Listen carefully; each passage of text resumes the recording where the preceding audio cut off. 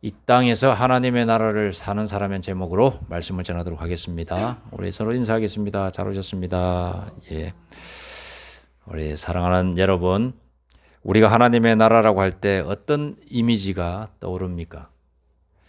천국의 황금길, 그리고 좌우에 이런 하나님의 생명수의 나무가 쭉 늘어서 있고, 그리고 생명수의 강이 흐르고, 이런 성경 요한계시록에 나와 있는 그 천국을 그리십니까?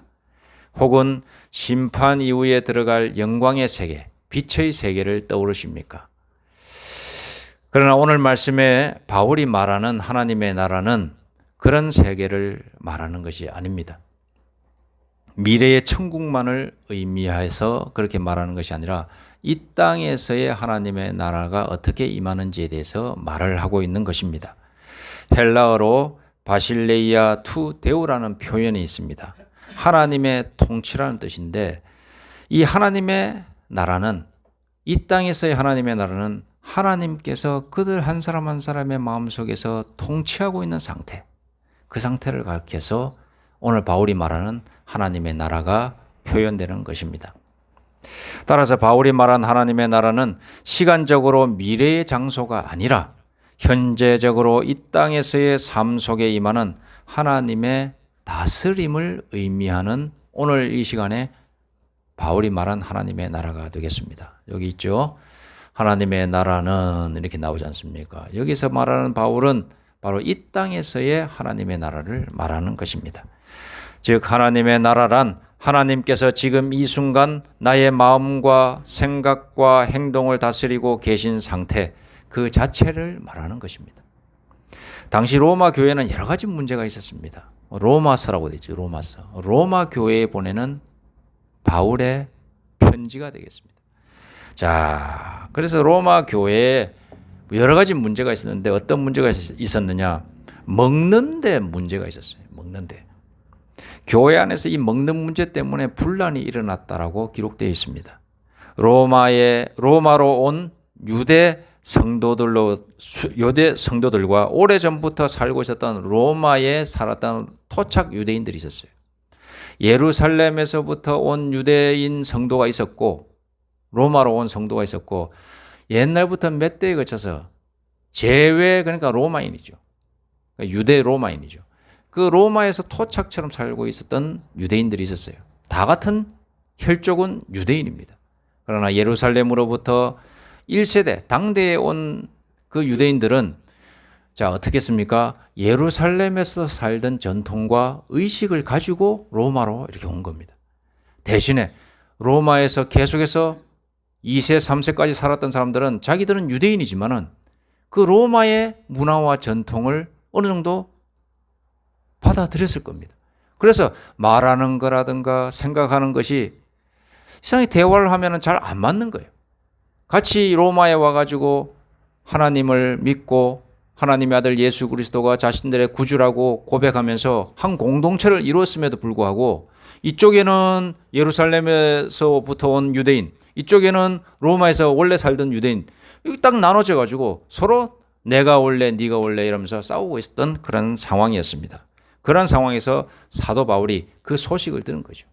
아, 로마에서 이런 문제가 있구나. 먹는 문제. 특히 먹는 것에 있어서 뭐가 문제였냐면 제사 드리고 제사를 드렸을 때 드렸던 그 먹는 음식들이 있지 않습니까? 그것을 먹느냐, 먹어도 되느냐, 먹지 말아야 되느냐에 대해서 굉장히 이렇게 서로 싸우고 있었던 상황입니다. 그런 상황에서 사도 바울이 오늘 말하는 것입니다.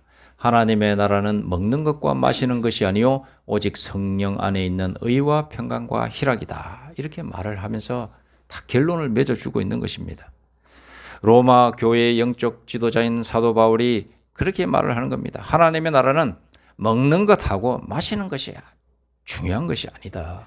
무엇을 먹고 무엇을 마시는가, 이것이 중요한 것이 아니라 관계가 중요하다. 누구의 관계? 하나님과의 관계가 중요하다라고 이렇게 말을 하고 있습니다. 규칙이 아니라 성령의 내적 생명이 하나님의 본질이다, 이렇게 말을 하고 있습니다. 먹는 것과 마시는 것이 아니라고 말한 이유는 무엇입니까?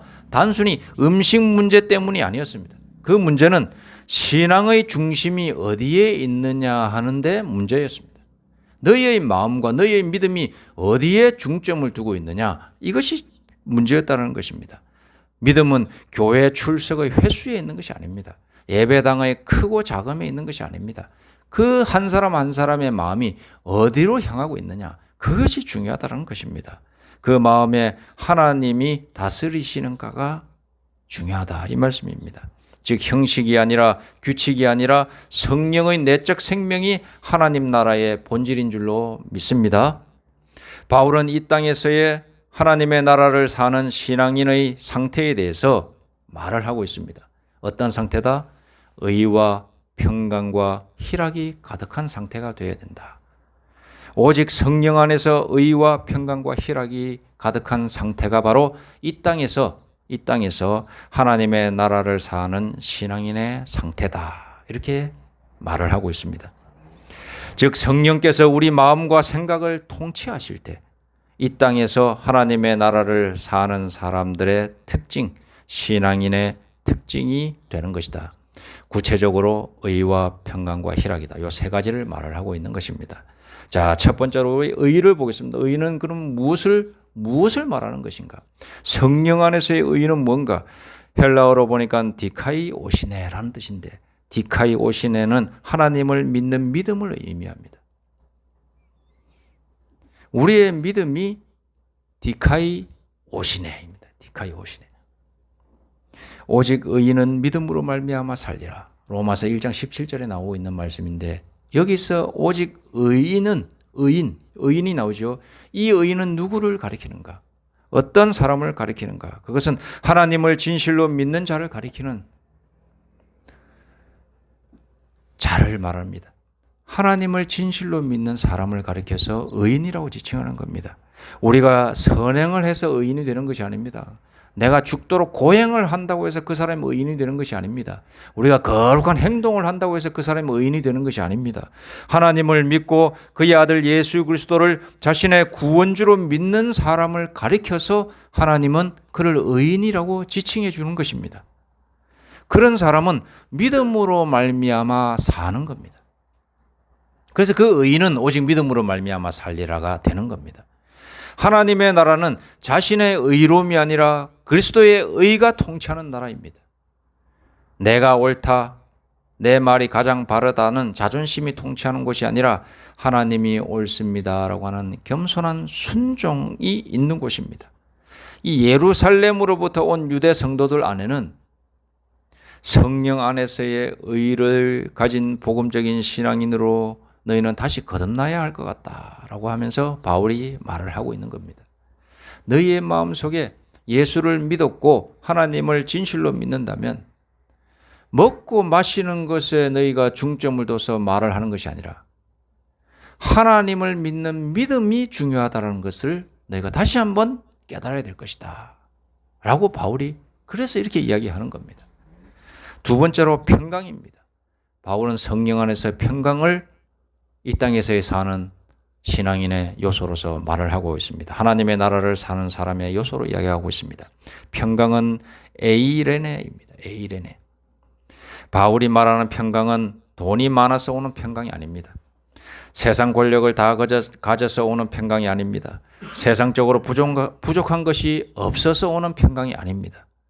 하나님 안에서 모든 것이 조화롭고 완전한 상태를 말하는 것입니다. 이 에이레네는 하나님 안에서 평안하다, 평강하다, 그 뜻입니다.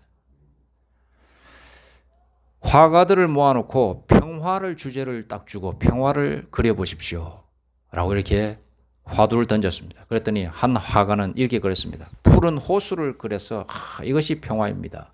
또 한 화가는 푸른 하늘을 다 그려가지고 이것이 평화입니다 라고 했습니다. 그런데 한 화가는 생뚱맞게도 폭풍 속에 있는 절벽 한가운데 한 툭 튀어나와 있는 그 바위 틈에 둥지를 튼 새 한 마리가 고요히 자기가 눈을 감고 그 둥지 안에서 눈을 감고 있는 그런 모습을 그렸어요.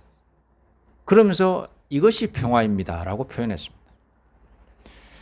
그 자신의 둥지 안에서 비록 주변이 폭풍 가운데 쌓여 있음에도 불구하고 그 절벽인데 그 상황 자체, 그림 자체는 평화롭지 않죠. 그런데 그 새만큼, 새 자신만큼은 평화로운 거예요. 다 눈을 감고 그렇게 있는 겁니다. 둥지 안에서. 자, 여러분, 하나님 안에 있는 신앙인은 마음에서 우러나오는 평강이 있는 줄로 믿습니다. 인생의 문제 속에서 성령 하나님을 신뢰합니다. 그래서 인생이라고 하는 폭풍성에서 그 사람은 평강할 수가 있는 겁니다. 평안할 수가 있는 겁니다. 왜냐? 성령님 안에 있기 때문에. 여러분, 인생의 폭풍 같은 문제 속에서 성령님을 의지하여서 참된 평화, 평강을 누리시는 저와 우리 모두가 되기를 간절히 소망합니다. 마지막으로 바울은 희락에 대해서 말을 하고 있습니다. 희락. 성령 안에서의 희락입니다. 이런 희락 속에 있는 사람이 이 땅에서 하나님의 나라를 사는 사람이다 라고 말을 하고 있습니다. 희락은 카라. 옛날 우리 그 아이돌 중에서 카라 있었거든요. 그 카라가 바로 여기서 나온 겁니다. 이 헬라어 희락의 단어는 카라입니다. 카라는 그러면 어원이 어디냐? 카리스라고 하는 데서 나오거든요. 카리스는 뭐냐? 은혜. 하나님의 은혜, 하나님의 선물에서 어원이 있습니다. 즉 희락은 은혜에서 흘러나오는 기쁨을 말하는 겁니다. 카라는 기쁨이라고 그랬죠. 희락이라고 했죠. 자, 그 뜻입니다. 은혜가 처음 있는 겁니다. 은혜라고 하는 원천에서 다 기쁨이 나오고 희락이 나오는 겁니다. 하나님의 은혜가 없으면 기쁨이 없는 거예요. 하나님의 구원이 없으면 참된 사람의 희락은 없는 겁니다. 이 기쁨은 세상적인 쾌락이 아니라 성령님이 우리 안에서 주시는 내적인 만족과 감격입니다. 빌립보서를 가리켜서 무슨 서신이라고 하냐면 기쁨의 서신이에요. 기쁨의 서신. 빌립보 교회 교인들에게 사도 바울이 편지를 목회 서신을 보냈거든요. 그런데 그 빌립보서를 읽어보면 기뻐하라 나오거든요. 기쁨의 서신이라는 표현을 하고 있습니다. 자, 이 서신은 그런데 바울이 어디서 적었느냐? 빌립보 감옥에서 적었어요. 빌립보 감옥에 갇혀가지고 적었는데 바울의 동역자인 실라와 같이 갇혔어요. 근데 그 옛날에 그 감옥이 어떤 감옥이냐? 우리 지금으로 생각하는 그런 감옥으로 생각하면 안 됩니다. 등 바로 누워가지고 뭐 좁지만 그 누워 잘 수 있는 이불이라도 주는 그런 감옥으로 생각하면 절대로 안 됩니다. 그냥 있는 그대로 감옥에 들어갑니다. 그런 보통 감옥은 다 지하였어요. 지하였기 때문에 습도가 높지요. 그리고 물이 지하수나 이런 것들이 다 흐릅니다. 축축하죠. 그렇죠. 그리고 감옥은 그야말로 감옥입니다. 평지가 아닙니다. 물이 흐른다고 했죠. 그래서 물이라도 좀 덜 흐르게 하기 위해서 약간 경사지어서 감옥을 만들었다라고 합니다. 그러니까 똑바로 누울 수가 없는 거예요. 누워도 비스듬하게 눕는 거지요. 울퉁불퉁합니다. 옛날에 무슨 미장을 했겠습니까? 그냥 뭐 대충 공간 만들어서 쇠창살 해가지고 이렇게 하는 거죠. 들어가 이렇게 들어가는 겁니다. 거기에는 각종 지하니까 각종 쥐새끼부터 해가지고 각종 벌레들이 드글드글합니다. 피부병 일주일만 있어도 보통 그 기록에 의하면 일주일밖에 안 들어갔다 나왔는데 사람이 피부병 걸려갖고 결국 그 후유증으로 죽었다라고 하는 기록들이 많이 있습니다. 그 정도로 더럽고 추악하고 괴로운 곳이 바로 이 감옥이었어요. 그 감옥에 갇혀가지고 바울과 실라가 찬송을 하는 겁니다. 그럴 수 있겠습니까? 어떻게 그럴 수 있습니까? 그들의 가슴 속에 성령 충만함이 흘러넘치고 있었던 상태였기 때문에 그런 겁니다. 폭풍 속에서도 희락, 기뻐할 수 있었던 것은 바울과 실라의 마음속에 하나님의 은혜가 넘치고 있었기 때문에 성령 안에서 성령 충만함으로 말미암아 하나님의 영이 충만하였기 때문에 그 기쁨이 샘솟듯이 계속 올라오는 겁니다. 그 환경은 중요하지 않습니다. 그들이 기뻐할 수 있었던 이유는 바로 하나님의 은혜였습니다. 성령 안에서의 희락입니다. 여러분, 오늘 말씀은 하나님의 나라가 어디에 존재하는가를 명확하게 알려주고 있습니다.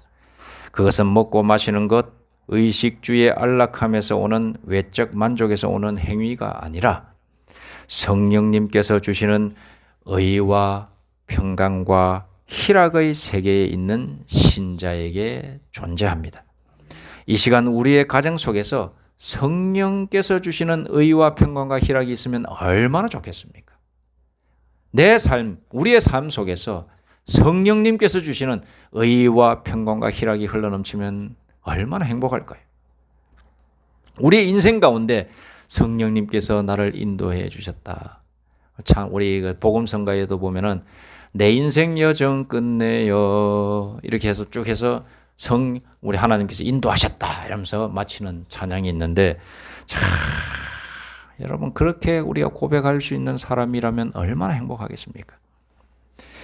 성령께서 주시는 의와 평강과 희락이 이번 한 주간 우리의 삶 속에 가득 흘러넘치시기를 간절히 소망합니다. 이 땅에서의 하나님의 나라를 사는 사람은 먹고 마시는 것에 마음을 두는 것보다 성령 안에서 의와 평강과 희락을 누리는 사람인 줄로 믿습니다. 기도드리겠습니다. 하나님 아버지, 오늘도 저희 안에 하나님의 나라가 임하기를 원합니다. 세상의 것에 흔들리지 않고 성령 안에서 의와 평강과 희락으로 살아가게 하여 주옵소서. 나의 가정이, 나의 일터가, 나의 교회가 하나님의 나라가 되게 하여 주옵소서. 예수님의 이름으로 기도드립니다. 아멘.